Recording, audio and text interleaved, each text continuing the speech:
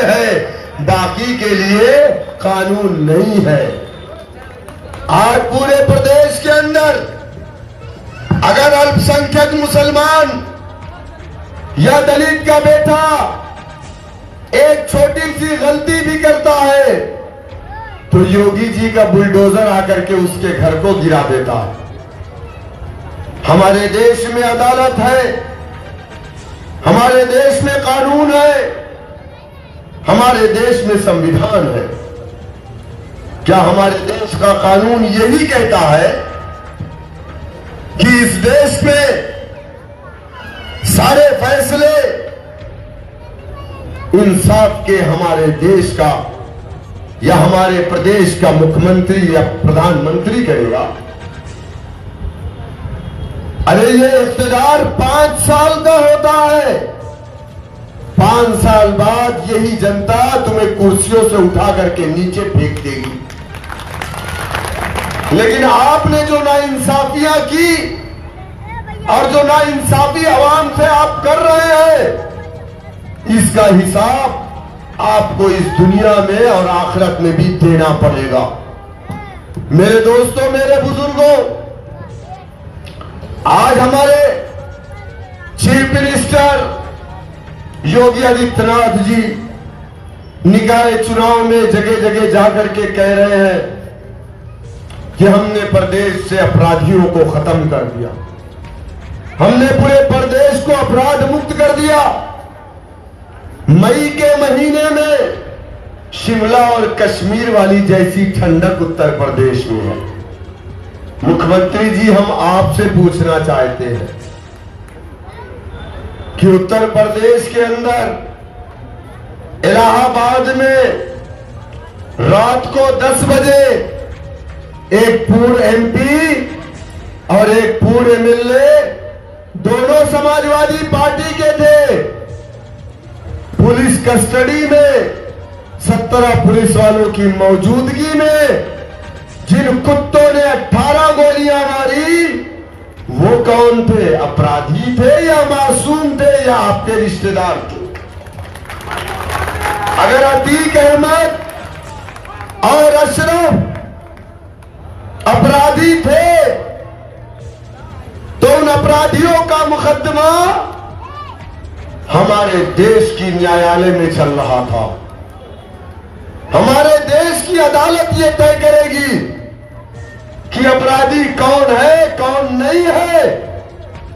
अरे सरकारों ने तो मुसलमानों को आतंकवाद के झूठे मुकदमों में जेल में डाला, लोअर कोर्ट से फांसी की सजा हुई, लेकिन उच्च न्यायालय से इंसाफ मिला और 20 साल बाद भी हम बाइज्जत बरी होकर के आए।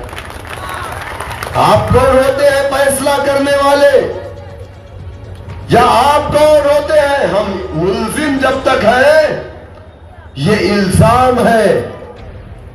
तो वो 2 अगर अपराधी थे तो जिन 3 ने गोलियां मारी वो कुत्ते आपके मासूम भाई थे क्या? अच्छा, उनके घर को आप कब गिराएंगे? आप तो सिर्फ एक ही समुदाय के घर को गिराना चाहते हैं। क्यों? क्योंकि आप पैगाम देना चाहते हैं, आप एक समाज को खुश करना चाहते हैं। आज हमारे प्रदेश में विपक्ष के नेता खामोश है, समाजवादी पार्टी के लोग खामोश हैं। हमारे साथ जुल्म, ज्यादती, अत्याचार, अन्याय, नाइंसाफी हो रही है, लेकिन लोगों की जबानों पे ताले लगे हुए हैं। हमारे बीच में आते हैं तो कहते हैं हमें वोट डालो, हम तुम्हारे नुमाइंदे हैं, हम तुम्हारे लिए आवाज उठाएंगे। लेकिन जब जीत करके जाते हैं तो इनके मुंह पर इनकी पार्टी के ताले लगा दिए जाते हैं। मेरे दोस्तों, मेरे बुजुर्गों, आपकी शरीयत के साथ छेड़छाड़ किया गया, आपकी शरीयत को शहीद किया गया।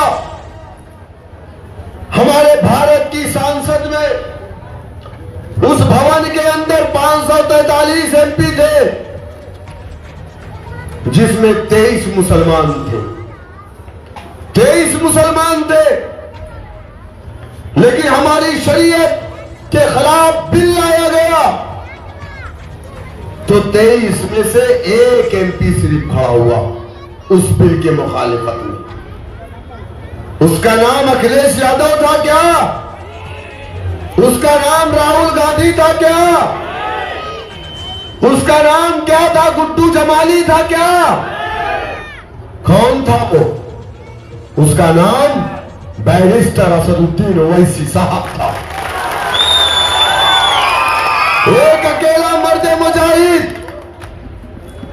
500 से ज्यादा से अकेले लड़ रहा था और हमारे ऑटो के ठेकेदार ये पंचर साइकिल वाले बन गए हैं।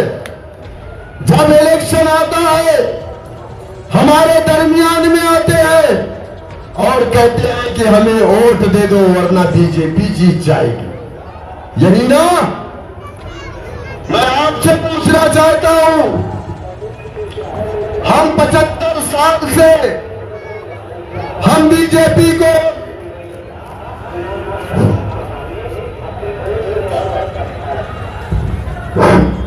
हम 75 सालों से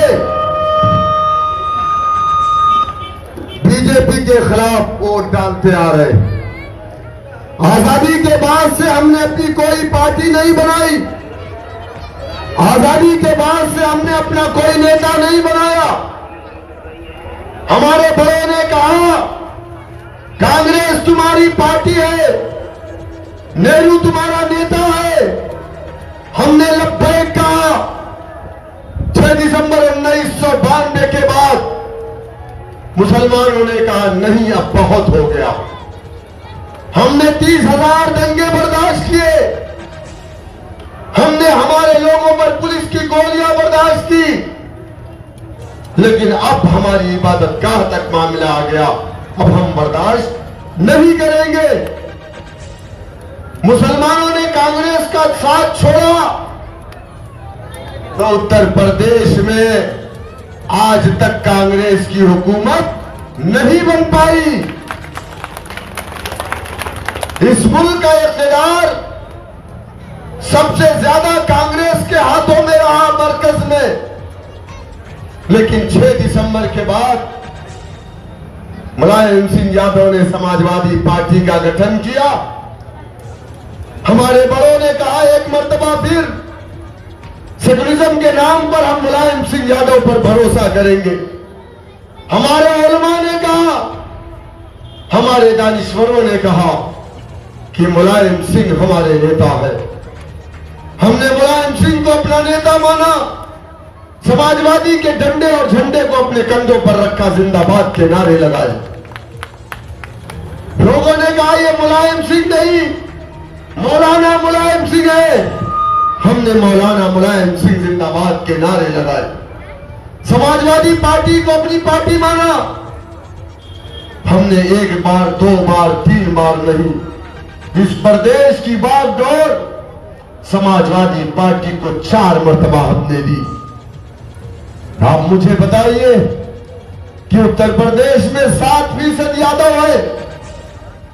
मुझे इस बात की तकलीफ नहीं है जो मैं कह रहा हूं, लेकिन मुझे तकलीफ इस बात की है कि उत्तर प्रदेश में 7% यादव, सरकारी नौकरी में उसकी नुमाइंदगी 50% से ज्यादा। क्यों? क्योंकि उसने अपना नेता बनाया, उसने अपना डंडा बनाया, अपना झंडा बनाया और हुकूमत को अपने हाथ में लिया और अपने लिए इंसाफ के सारे दरवाजे को खोल दिया। आज आप सरकारी दफ्तर में जाएं या पुलिस स्टेशन में जाएं तो कोई ऐसा सरकारी दफ्तर या पुलिस स्टेशन नहीं है जहां यादव का बेटा सरकारी नौकरी में या पुलिस स्टेशन में, पुलिस विभाग में उसके बदन पर खाकी वर्दी ना हो। मैं मुसलमानों आपसे पूछना चाह रहा हूं, आपका बेटा कहां है? आपने कभी सवाल किया ये इन शिकारियों से जो हमारे दरमियान में आकर के हमें भटकाने का काम कर रहे हैं? पूछिए इनसे कि हमें सरकारी सरकारी नौकरी क्यों नहीं मिलती? हम 20% उत्तर प्रदेश में है और 1% सरकारी नौकरी में। यादव समाज 60% उत्तर प्रदेश में, 50% सरकारी नौकरी में। क्यों? क्योंकि उसने अपना नेता बनाया, उसने अपना डंडा बनाया, अपना झंडा बनाया, मुलायम सिंह यादव को अपना नेता माना, अपनी सरकार बनाई हमारे वोटों की भीख से। 60% यादव सरकार नहीं बना सकता जब तक ये 20% अब्दुल उसके साथ नहीं जाएगा। लेकिन हमें क्या मिला? सच्चर कमेटी, रंगनाथ मिश्रा कमीशन की रिपोर्ट, मुसलमान दलित से बदतर जिंदगी गुजार रहा। हर समाज आगे बढ़ता गया, लेकिन अल्पसंख्यक का मुस्लिम समाज मुख्य धारा से कटता चला गया। आज अपने हालात दलित से बदतर गुजार रहा। ये मैं नहीं कहता, इस देश की सरकारों ने जो कमेटियों का गठन किया, जो कमीशन बनाए, वो कमीशन कहता। आज हमें बदनाम करने के लिए इस देश में साजिश कितने बड़े पैमाने पर की जा रही। कभी फिल्में बनाई जाती हैं, हमारी मां बहनों के हिजाब को बदनाम किया जाता है। निशाना मुसलमान नहीं है, बल्कि निशाना इस्लाम है। समाजवादी के चपरासियों, तुम इस बात को कब समझोगे? और इसके खिलाफ जो आज साजिश हो रही है, इसके खिलाफ, इस साजिश का मुंह तोड़ जवाब देने के लिए सिर्फ एक रास्ता आपके पास है, वो सियासत का रास्ता है। जब तक आप अपने आप को सियासत में मजबूत नहीं करेंगे, अपना लीडर, अपना नेता, अपना झंडा नहीं बनाएंगे, जब तक आपके ऊपर हो रहे जुल्म, अत्याचार, साजिशें बंद नहीं होंगी। इस साजिश का जवाब सिर्फ एक है। वो क्या है? जमहूरियत की सबसे बड़ी जंग, जो 5 साल में एक मर्तबा आपको लड़ने का मौका मिलता है, वो आपका वोट, जो आपका हथियार है। इसी हथियार के जरिए से आप उस साजिश को नाकाम कर सकते हैं, उसको रोक सकते हैं। मेरे दोस्तों, मेरे बुजुर्गों, आज जो हमारे साथ हो रहा है, ये बात किसी से छुपी नहीं। घोष के नाम पे कौन मारा जा रहा? आप। दाढ़ी टोपी के नाम पे कौन मारा जा रहा है? आप। किसकी मां बहन बेटियों के हिजाब उतारे जा रहे? आपके। इस्लाम को बदनाम किया जा रहा। कहते हैं कि हम 4-4 शादियां करते हैं। चलिए, मैं बहुत बड़े कोई पंडित जी है, मुझे जवाब दे दे कि श्री रामचंद्र जी के वालिद ने कितनी शादी की थी? कितनी शादी की थी? उनकी कितनी पत्नियां थी? आप बताइए, एक थी या एक से ज्यादा थी? 4 पत्नियां थी। किसकी? श्री रामचंद्र जी के वालिद की, राजा दशरथ की। चलिए, आपके भगवान राम कृष्ण जी की कितनी पत्नियां थी? आप हमें बदनाम कर रहे हो ना? हम नहीं कहना चाहते थे ये बात, लेकिन आप ये बात कहते हैं। श्री कृष्ण जी की 16,102 पत्नियां थी। क्या ये बात गलत है? लेकिन आप किसको बदनाम करेंगे? हमारे आका नबी करीम सल्लल्लाहु अलैहि वसल्लम को आप बदनाम करते। अजान हो रही है।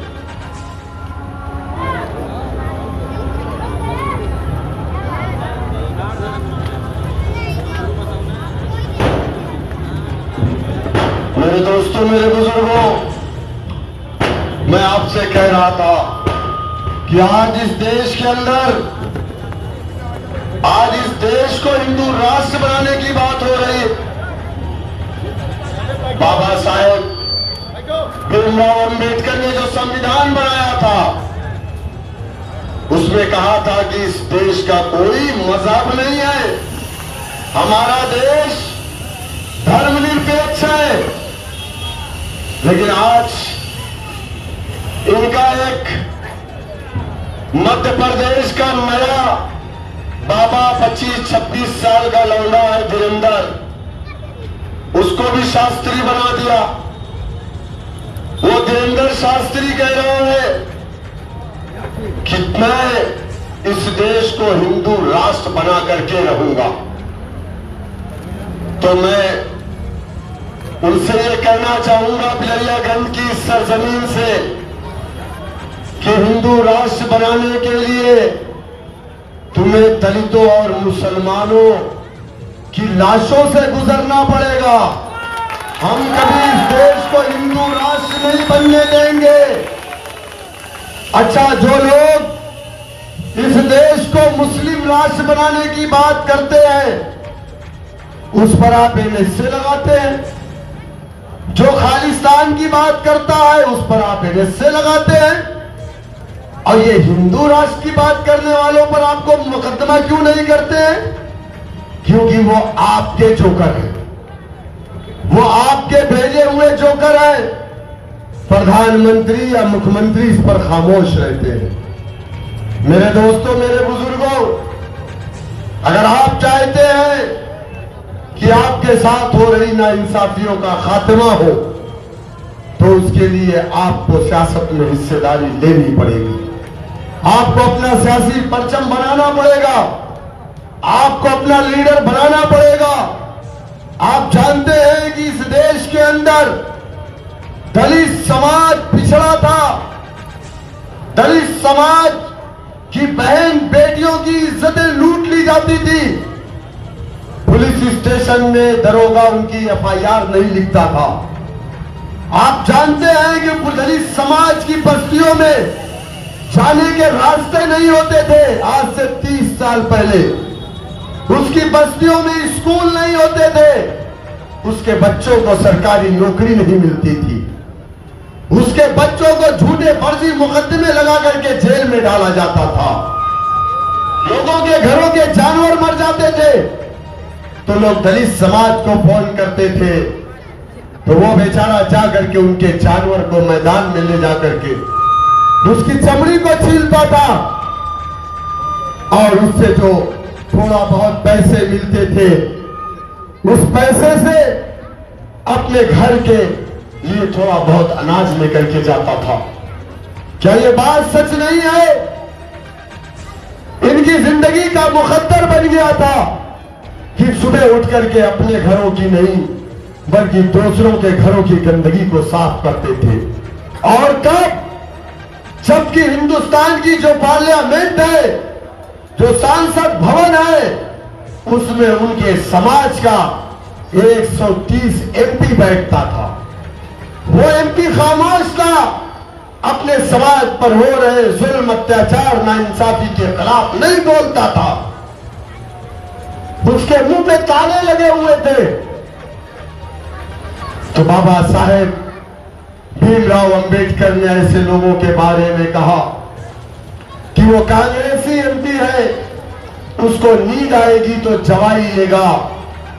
ऐ मेरे समाज के लोगों, तुम्हारे ऊपर हो रहे जुल्म, अत्याचार, नाइंसाफी के खिलाफ कभी अपना मुंह नहीं खोलेगा।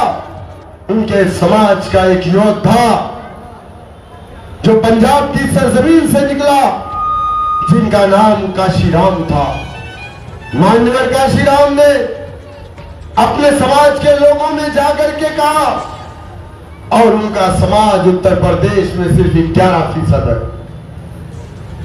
क्योंकि उत्तर प्रदेश में 22% दलित है, 16 जातियां दलितों की है, लेकिन वो 11% दलित जिसको संविधान में अछूत कहा गया है, जिनके दरवाजे का लोग पानी पीना पसंद नहीं करते थे, जिनके दरवाजों पर, अपने दरवाजों पर लोग उन्हें बैठाना पसंद नहीं करते थे, लोग अपनी घाट पर उनको बैठने नहीं देते थे। वो समाज लाचार था, अत्याचार हो रहे थे, जुल्म हो रहा था, ज्यादती हो रही थी, नाइंसाफी हो रही थी। उनके समाज का उनका नेता आया, नीला परचम लेकर के उनके दरमियान में जाकर के कहा, है मेरे समाज के लोगों, अगर तुम चाहते हो तुम्हारे साथ इंसाफ हो तो उसके लिए तुम्हें अपना डंडा, अपना झंडा, अपना नेता बनाना पड़ेगा और इस प्रदेश की सत्ता की चाबी को अपने हाथ में लेना पड़ेगा। लोगों ने मजाक उड़ाया, मान्यवर काशीराम के ऊपर इल्जाम लगाया, लोगों ने कहा काशी आया है, जनसंघ से पैसा पाया है, कांग्रेस को हराने आया। और ये इल्जाम मुसलमानों ने नहीं बल्कि मान्यवर काशीराम के समाज ने लगाया था जो पुराने कांग्रेसी थे। ये इल्जाम हमने नहीं लगाया था। जैसे आज बैरिस्टर असदुद्दीन ओवैसी साहब पर इल्जाम लगाने वाला कोई दलित का बेटा नहीं है बल्कि उन पर इल्जाम लगाने वाला मुसलमान का बेटा है जो समाजवादी, बहुजन समाज और कांग्रेस पार्टी का चपरासी है।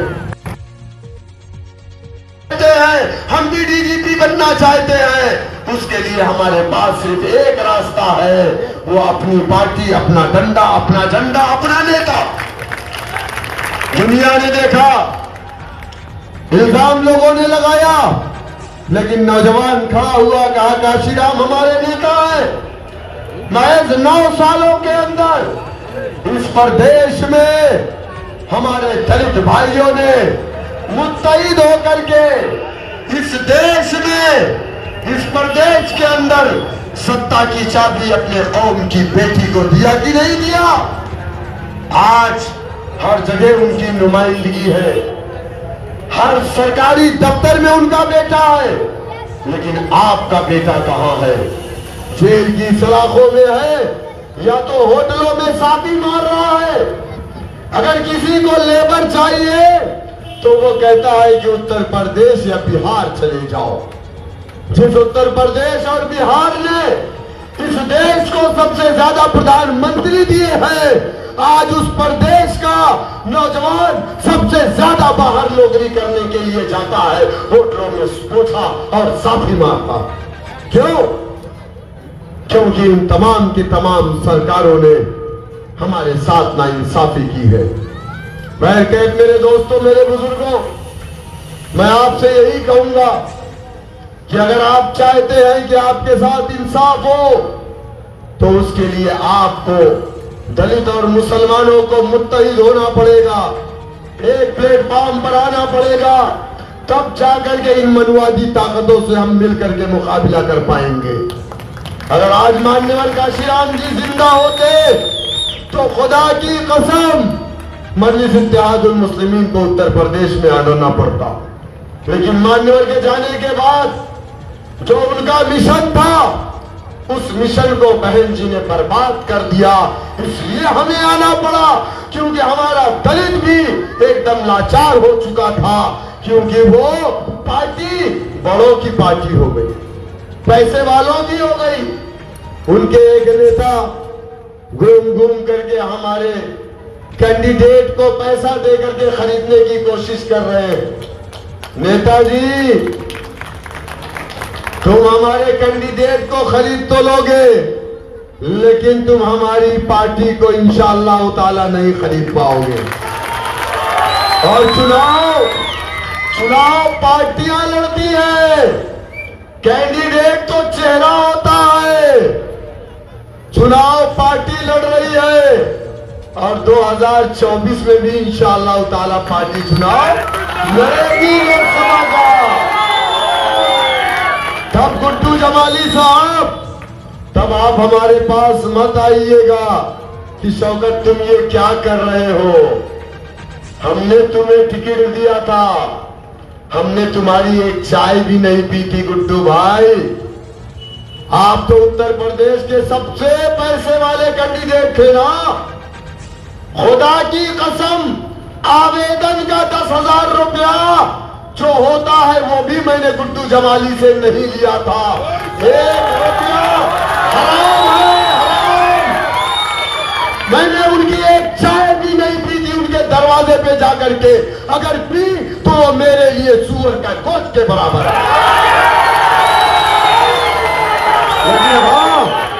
हाँ गुड्डू जमाली साहब, हमने तुम्हें चुनाव लड़वाने के लिए आजमगढ़ जिले में 5 दिन तक बैरिस्टर साहब को रोका, हमने हेलीपैड बनवाया, 25 लाख रुपया हमने तुम्हारे लिए खर्च किया था।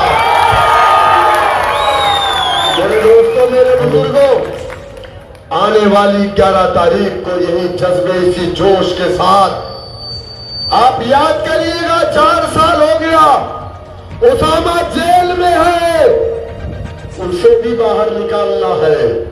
कब निकालोगे? जब तुम ताकतवर बनोगे तब। तो अपनी ताकत को इकट्ठा करिए, आने वाली 11 तारीख को मजलिस के चुनाव निशान पतंग के सामने मोहर लगाइए और मेरी बहन कौशल्या देवी, उसके बेटे को कामयाब करिए, यही मेरी आपसे गुजारिश है। बहुत बहुत शुक्रिया। अस्सलाम वालेकुम रहमतुल्लाहि व बरकातहू।